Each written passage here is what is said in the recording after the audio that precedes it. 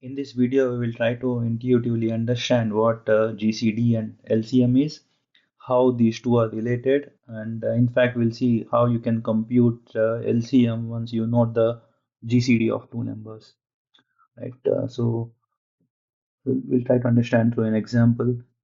Suppose you want to find GCD of two numbers, 18 and 24.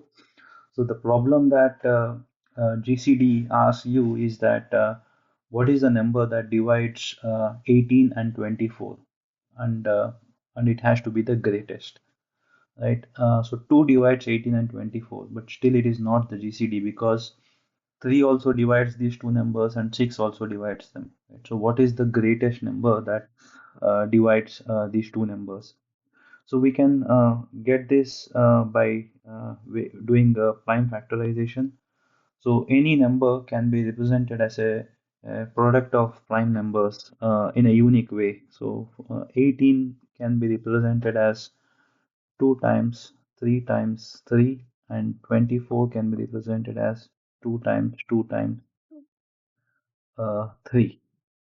Right, once you write these two numbers as a product of prime numbers, it's just a matter of collecting all the common factors, and that is going to be your GCD. Right, so we can also represent them visually using this notation where uh, you um, you can also represent them visually using this multi-set notation where you represent these two numbers 18 and 24, and then you write the common factors in the middle, right? So in our case we have uh, one common factor 2, and then there's one more 3. uh, that's it. So the GCD is nothing but the common factors, which is 2 and 3.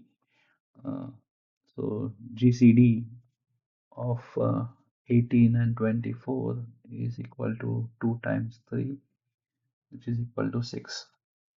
Once we have the GCD, we can use it to compute LCM as well. So for that, we can write the uncommon factors of 18, which is 3 here, and then uncommon factors of 24, which is 2 and 2, right? So if we have this, the LCM of 18 and 24 is nothing but uh, 3 times your GCD times 4, right? So LCM of 18 and 24 is 3 times GCD times 4, which is nothing but 72. So we'll try to intuitively understand why this is true for the LCM of 18 and 24. So LCM of 18 and 24 uh, so is basically it has to be a common multiple. It has to be a multiple of 18. It has to be a multiple of 24, and it has to be the least, right? So where we can start is if you take the product of these two numbers, 18 and 24. So this will be a good starting point because um, 18 times 24 is a multiple of 18 because it's 18 times 24, right? And it's also a multiple of 24 because we can write it as 24 times 18, right? So but it might not be the least, right? So our task is to find the lowest, the least multiple. For that we can use the GCD, right? So since we have computed the GCD, we can write 18 as 3 times GCD, and 24 as 4 times GCD, right?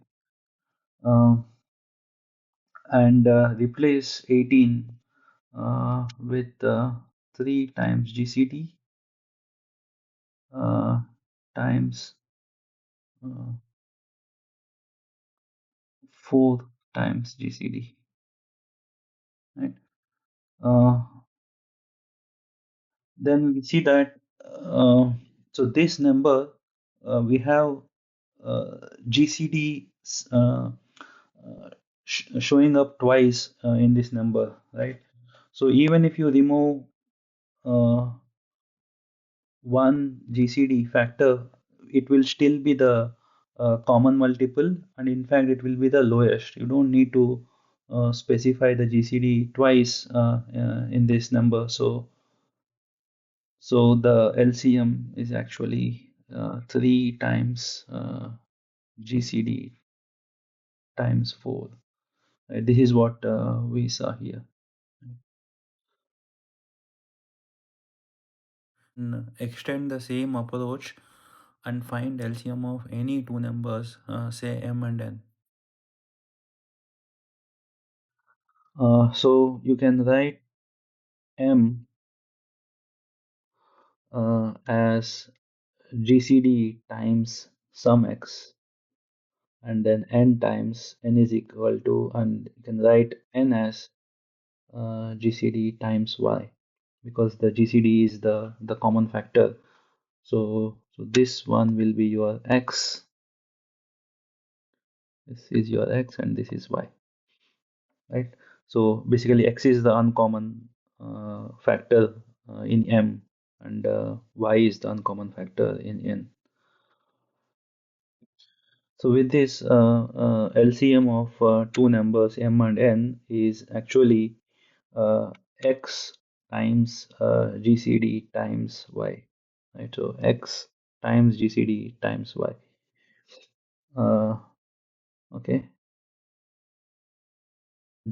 product of m and n is actually, you can write it as GCD times x times GCD times y. But this part, x times GCD times y, is nothing but the LCM, right? This is the LCM. So you can write this as GCD times LCM. Yeah, so that's why if you know the GCD of two numbers, you can find the LCM very easily.